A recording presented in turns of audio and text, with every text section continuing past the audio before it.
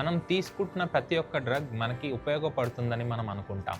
వాస్తవానికి ఇది నిజం కాదు. దీన్ని ఎక్స్‌ప్లెయిన్ చేసే సైన్స్‌నే ఫార్మకోజినోమిక్స్ అంటారు. నమస్తే, నా పేరు వెంకటేష్. నేను ఒక బోర్డ్ సర్టిఫైడ్ జెనెటిక్ కౌన్సిలర్‌ని. ఈ రోజు మనం కార్డియాలజీ సెటప్‌లో ఫార్మకోజినోమిక్స్ టెస్ట్ యొక్క ఇంపార్టెన్స్‌ని తెలుసుకుందాం. ఫార్మకోజినోమిక్స్ టెస్ట్ అనేది మన సలైవా శాంపుల్ తీసుకొని దాన్ని ప్రాసెస్ చేసిన తర్వాత మన జీన్స్ ఆ డ్రగ్‌కి ఎలా రియాక్ట్ అవుతాయని తెలుసుకోవడానికి ఉపయోగపడుతుంది. ఉదాహరణకు స్ట్రోక్ వచ్చిన పేషెంట్స్‌లో క్రోపిడోగ్రిల్ అనే డ్రగ్ ఇస్తాము. క్రోపిడోగ్రిల్ అనేది ఒక ప్రోడ్రగ్. ఈ ప్రోడ్రగ్ అనేది CYP2C19 అనే జీన్ యొక్క సహాయంతో యాక్టివ్ ఫామ్లోకి వెళ్తుంది. ఎప్పుడైతే ఈ జీన్లో మ్యూటేషన్ చూస్తామో ఆ మ్యూటేషన్ వల్ల ఇది యాక్టివ్ ఫామ్లోకి వెళ్ళకపోవడం వల్ల ఈ డ్రగ్ ఇచ్చినా కూడా మనకి పేషెంట్కి ఎట్లాంటి పాజిటివ్ అవుట్కమ్స్ అనేవి చూడలేకపోవచ్చు. అలాగే మనం తీసుకుంటున్న స్టాటిన్స్ కానీ, యాంటీప్లేట్లెట్స్ కానీ, యాంటీకోయాగులెంట్స్ కానీ కొన్నిసార్లు పేషెంట్కి హెల్ప్ అవ్వకపోవచ్చు. అది హెల్ప్ అవుతుందా లేదా తెలుసుకోవడానికి ఈ ఫార్మకోజినోమిక్స్ టెస్ట్ అనేది హెల్ప్ చేస్తుంది. మీరు ఎప్పుడైనా అడ్వర్స్ డ్రగ్ రియాక్షన్స్ చూసినట్లయితే